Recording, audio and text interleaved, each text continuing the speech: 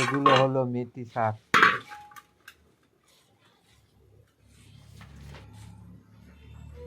নমস্কার বন্ধুরা, আপনারা কেমন আছেন? নিশ্চয়ই ভালো আছেন। আমি হলাম আপনাদের প্রদীপ। আবার আপনাদের কাছে চলে এসেছি একটা সুন্দর রেসিপি নিয়ে। রেসিপিটির নাম হলো মেথি শাকের ভাজা। এই রেসিপিটি আপনাদের কাছে ভালো লাগলে আপনারা অতি অবশ্যই সাবস্ক্রাইবার, লাইক এবং কমেন্ট করে জানাবেন। তাহলে ভিডিওটা শুরু করা যাক। ও বন্ধুরা, আপনারা অতি অবশ্যই লাইক দেবেন এবং সাবস্ক্রাইবার করা থাকলে আপনারা অতি অবশ্যই লাইক দেবেন। লাইক দিলে আপনারা আমার নেক্সট ভিডিওটা দেখতে পারবেন। পাশে বেল আইকন ঘন্টা আছে, সেটাকে অন করে দেবেন। তাহলে চলুন ভিডিওটা শুরু করা যাক। আজকের রেসিপি হচ্ছে মেথি শাক ভাজা।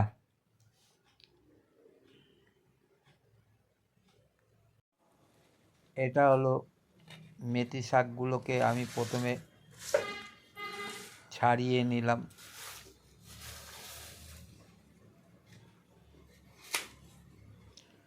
নরম ডাঁটাগুলো নিতে হবে ছাড়িয়ে।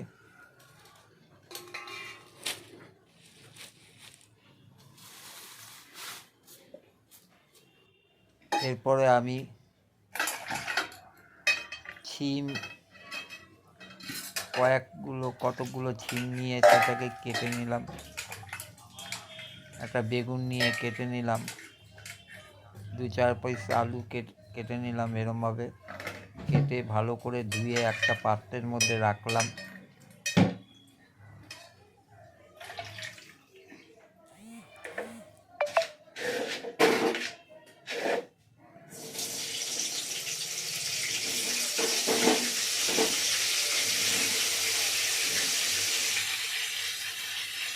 আমার আলু, শিম, বেগুন কাটা হয়ে গেছে।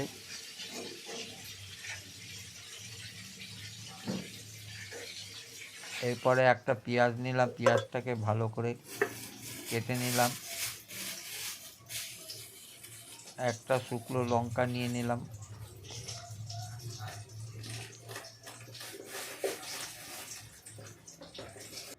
এরপরে আমি মেথি কাটা শাকগুলোকে ভালো করে ধুয়ে নিলাম।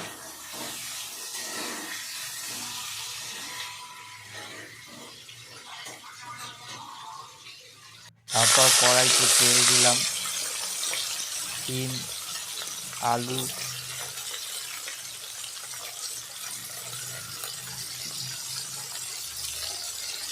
বেগুন কাটাগুলো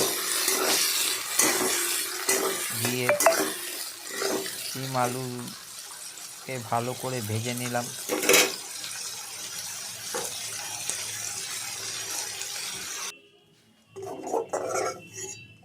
ভেজে একটা পাত্রের মধ্যে রাখলাম।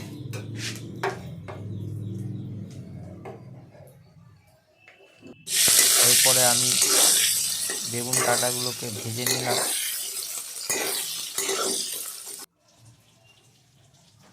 এরপরে মেথি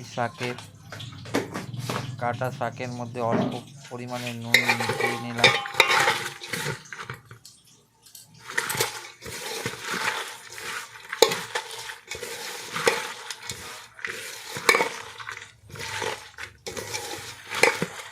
আমার বেগুন ভাজাটা হয়ে গেছে।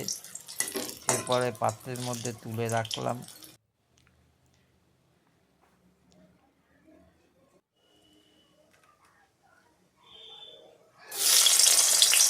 এরপরে কড়াইয়ে তেল দিয়ে পেঁয়াজটাকে ভালো করে ভেজে নিলাম।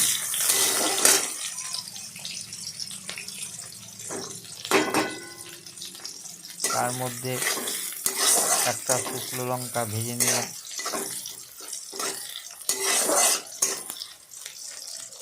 পেঁয়াজটাকে ভালো করে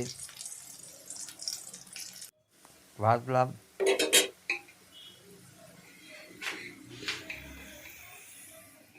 এরপরে আস্তে আস্তে মেথি শাকগুলোকে পেঁয়াজ ভাজার মধ্যে দিয়ে দিলাম।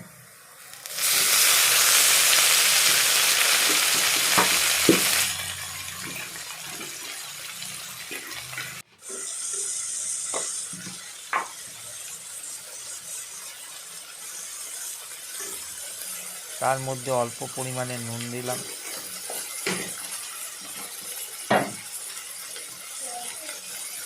অল্প পরিমাণে হলুদ দিলাম।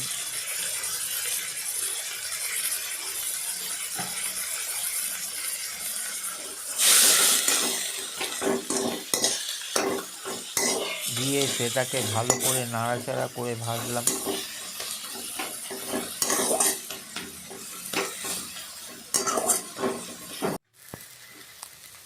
এরপরে তার মধ্যে ভাজা আলু, ভাজা শিমগুলো দিয়ে দিলাম।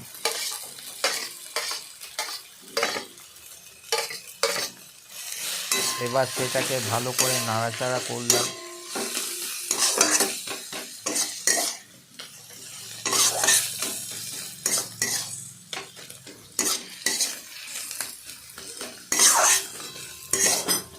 আজকে আমার এরপর বেগুনগুলো দিয়ে দিলাম।